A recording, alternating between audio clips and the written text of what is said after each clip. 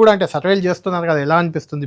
BRS graph ఎలా ఉంది? Bus బ్రహ్మాండంగా ఉంది. రాష్ట్రానికి వచ్చేసరికి మళ్ళీ బీఆర్ఎస్ వైపే ప్రజలు చూస్తున్నారు. తప్పకుండా బీఆర్ఎస్ మళ్ళీ అధికారంలోకి వస్తుంది.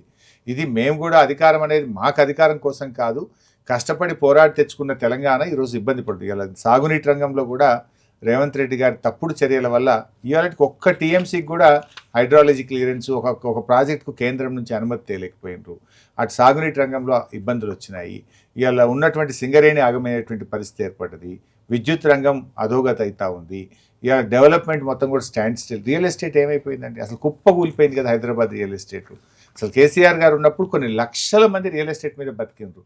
ఇలా ఎన్ఆర్ఐలు హైదరాబాద్లో ఒక అపార్ట్మెంట్ కొనుక్కోవాలంటే భయపడుతున్నారు. ఈయన పెట్టిన పిచ్చి హైడ్రా వల్ల ఈ మళ్ళీ ఎవడొస్తాడో, ఎవడు గులగొడతాడో, దేంట్లో ఏం వెళ్తుందో అని ఇవాళ ఎన్ఆర్ఐలో ప్లాట్ కొనాలన్నా, ఒక ఇల్లు కొనాలన్నా, ఒక అపార్ట్మెంట్ కొనాలన్నా భయపడుతుండ్రు.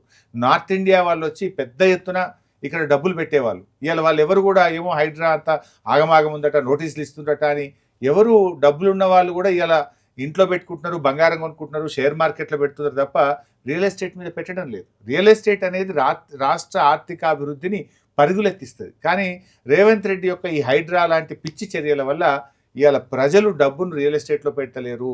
ఎన్ఆర్ఐస్ డబ్బులు తెలంగాణకు పంపడం లేదు.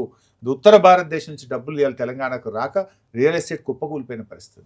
అంటే హరీష్ గారు, ఓ రియల్ ఎస్టేట్ నిజంగానే కొంత స్తబ్దుగా ఉన్నట్టే కనిపిస్తుంది. కానీ నిన్న ఎకరానికి 237 కోట్లు, అదంతా ఒక హైపు.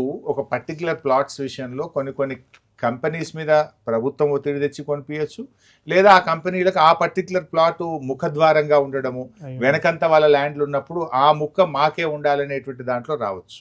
నిజంగా బాగుంటే సేల్స్ జరగాలి కదా, మార్కెట్ ఇంప్రూవ్ కావాలి కదా. ఆ ఒక్క ప్లాట్ గురించి చూసి రియల్ ఎస్టేట్ బాగుంది అనుకుంటే మరి నీ ఆదాయం పెరగాలి కదా, స్టాంప్స్ అండ్ రిజిస్ట్రేషన్ ఆదాయం పెరగాలి కదా, నీ క్రయ విక్రయాలు పెరగాలి కదా.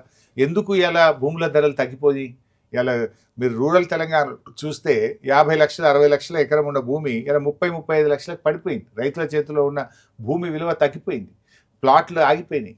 ఇలా ఇదే ప్రభుత్వం ఆ రోజు ఏం చెప్పిందండి, మేము ఎల్ఆర్ఎస్ అనే పథకం పెడితే నో ఎల్ఆర్ఎస్ నో బీఆర్ఎస్ అని మా మీద ప్రచారం చేసిండ్రు. ఎల్ఆర్ఎస్ కట్టొద్దు, మేము వస్తే ఫ్రీగా చేస్తామన్నారు. కానీ ఇప్పుడు ఏం చేశారు, ముక్కు పిండి ఎల్ఆర్ఎస్ పైసలు వసూలు చేస్తున్నారు. డేట్లు ఎక్స్టెండ్ చేసుకుంటా ప్రజల మీద భారం వేస్తున్నటువంటి పరిస్థితి మనం చూడట్లేదా?